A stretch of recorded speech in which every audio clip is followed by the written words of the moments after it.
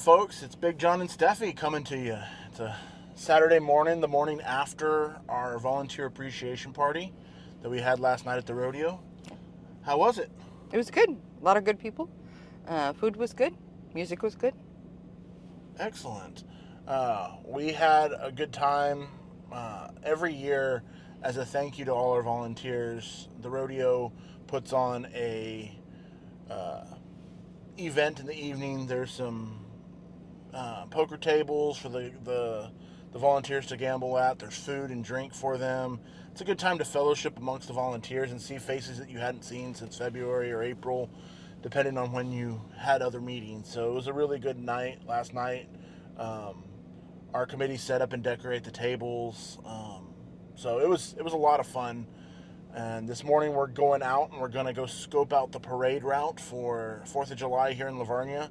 Steph has decided to enter her truck in the 4th of July parade. So we're going to go scope the parade route, number one, to see where we're going to be going through. It's our first year doing the parade here in Vernia. And we also want to scope out some shade for her mom and Meemaw that are going to be coming to the parade. So we got to make sure that Keep them in the cool. Well, yeah, the matriarchs of the family need their shade. So we'll take a look and hope y'all are having a good morning too.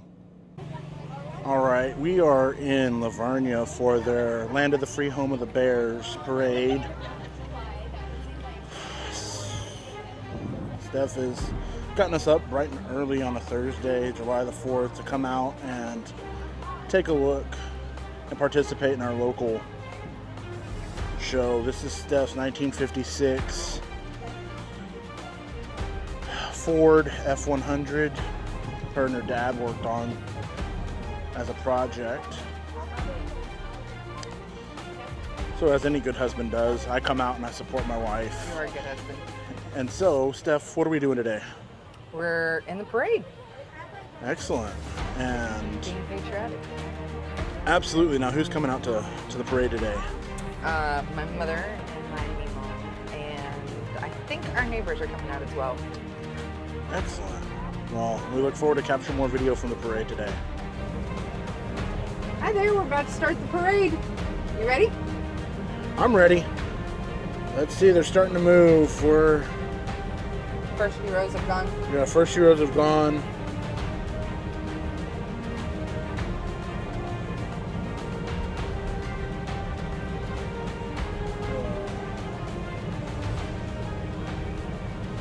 Join us as we go through the parade, guys. See you on the other side.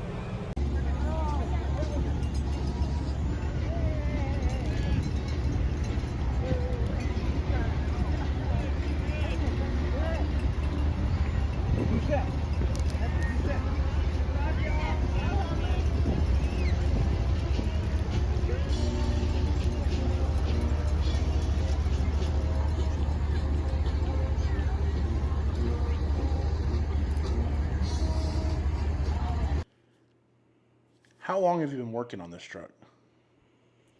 I would say maybe since 2005. Yeah, I would probably say 2005. And what did you do with the truck? How did it come in stages? Was it a full build? Was it how did you and your dad go about restoring this truck?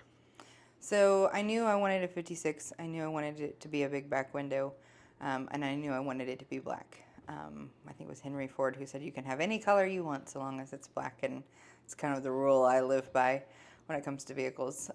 So those were the things that I knew that I wanted, and so Dad found the body in just outside of San Diego, California. So we got in a truck and we went out there and we picked up the truck.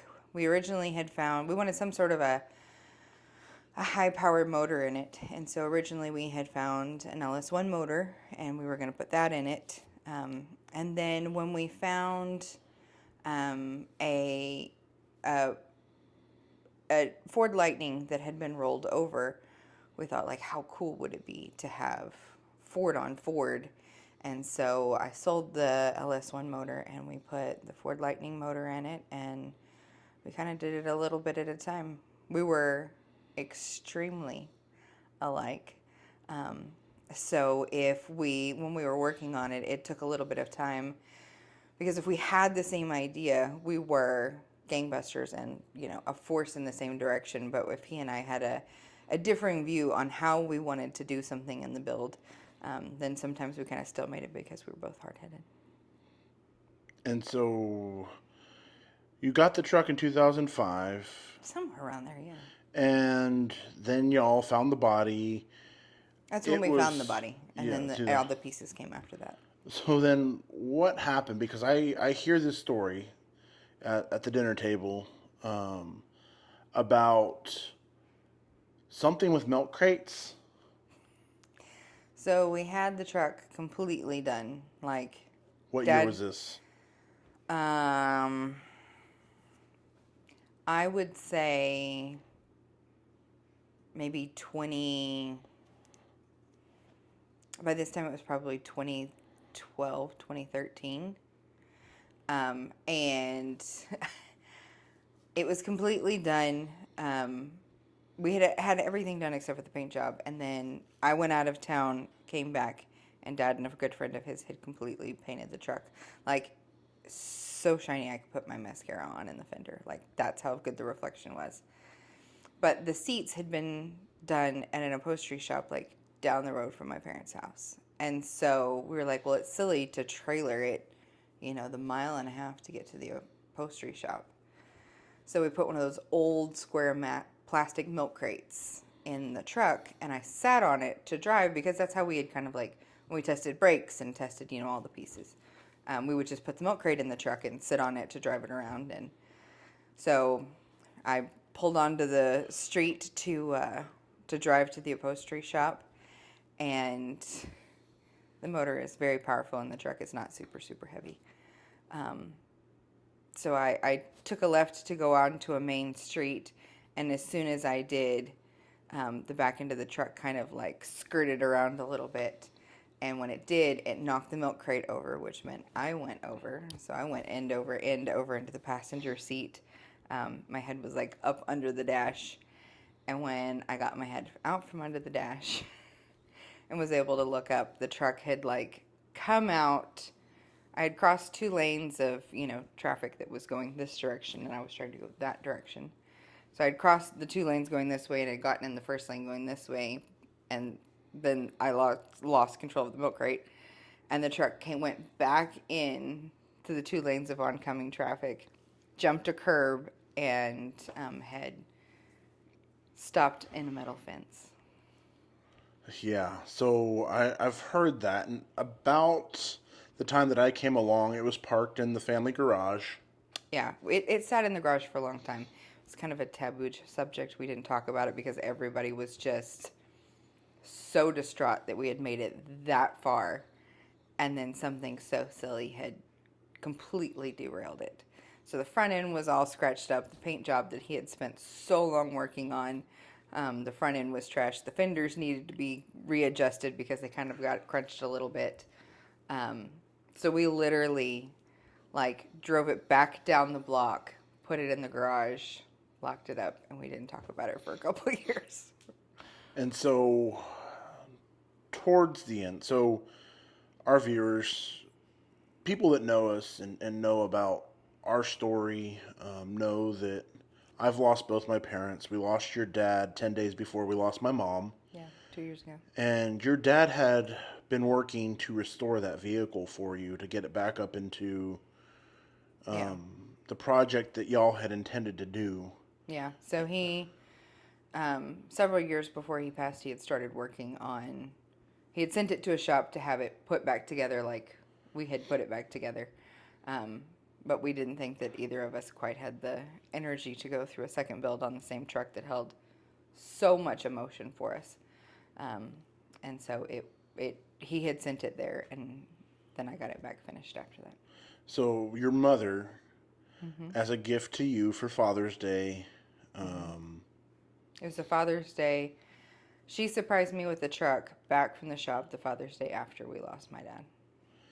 and it was finished. I remember that day. It was parked at your mom's house in the garage. In the garage that we had restored it in. Our friends Zane and Stephanie had been there to help receive it off the wrecker, the rollback, when it came back from the shop.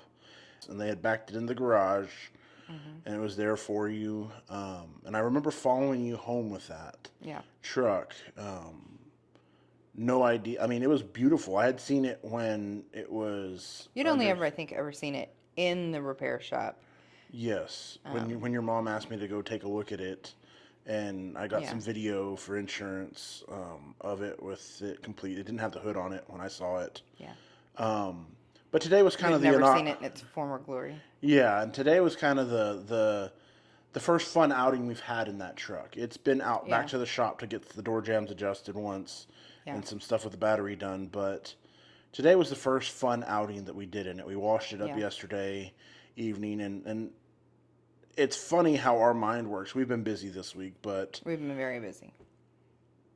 To see us trying to wash this truck at 5:30 at night into the west full sun here. Yeah, full sun into the west, and trying to keep the truck from spotting up because we wanted it to look good, and it looked great for what it was. I mean, we did our best with it, and we got it shiny. We got a lot of compliments today on the truck. Yeah. What was it that little boy said at the end of the parade that made us laugh? Oh, how did he word it? He's like, let's hear it. And so John's like, throw this sucker in neutral and give this thing some gas. And I was like, I'm not going to do it in the middle of the parade. But I actually told you to burn rubber in front of the police. They had the intersection. You're terrible. So we went through about 15 pounds of candy. It's not a very long parade. It's actually kind of, I mean, it's a lot of vehicles, right? It's a lot of entries in the parade. But the parade itself, the route is not very long. But it was a really good turnout today. It was, and we had a lot of fun. What's one thing you learned about me during the parade? Something I learned about you. Oh, you have an amazing aim. I mean, so I was driving the truck because, for those who don't know, the cab of a 56 F100 is not very big, and John is 6'3", and so he doesn't fit really well in the truck to start with.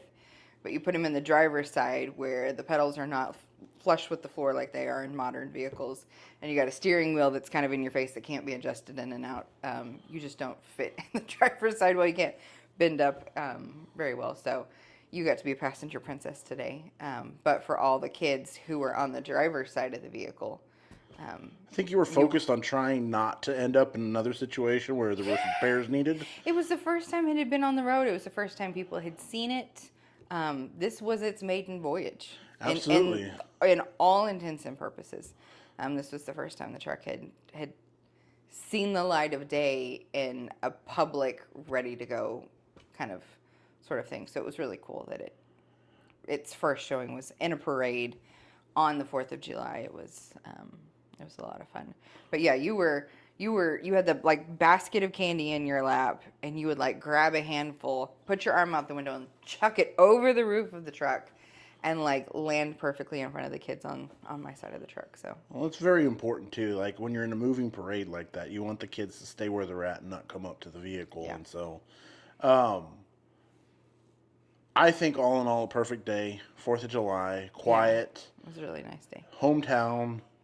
Relaxing, had time with our friends and family here at the house afterwards for lunch. Yeah, and we had a good turnout at the parade of friends and family too. Absolutely. We had your grandmother and your mom and our friends Zane and Stephanie and their daughter, and we got to experience. It was our inaugural parade for the whole family, and so I think it was wonderful. I'm going to do a little bit of an outro here with y'all. Real quick. Can you join me behind the camera? Yeah, here's our setup, guys. We've got our camera set up here, but we're gonna. Steph and I are here, and we were gonna get started on our next podcast. I always forget how this works, but it's backwards. But it was a fun week. 4th of July was upon us, and it's been a great day. And we're going to do some podcast recording while we still have some daytime left. And next week's going to be fun. What do we have going on next week? Next week is FFA. So tune in for all the FFA footage. Yeah, Steph and I'm going to be headed out on Monday to FFA convention, the Texas Nursery and Landscape Association. I'm on their board. I work helping with their youth initiatives, uh, visiting with students, prospective students coming into the industry, both at college and high school levels.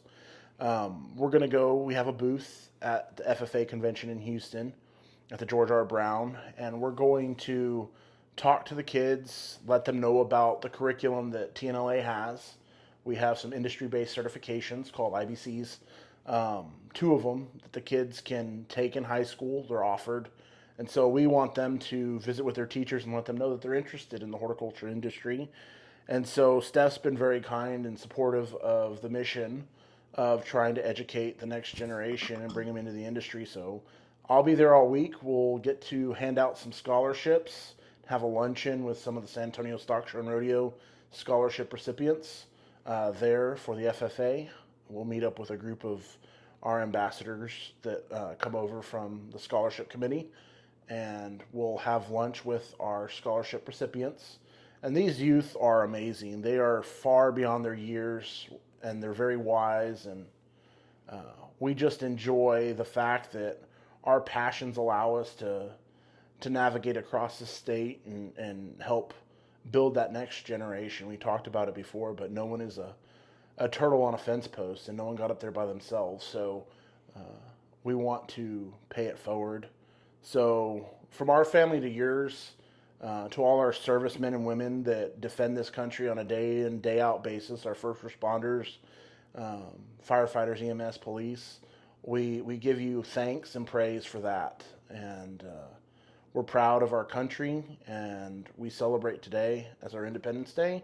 And we hope that you enjoyed your day with your family and your loved ones. And we will see you on the next episode of The Real Life. Until next time. Take care.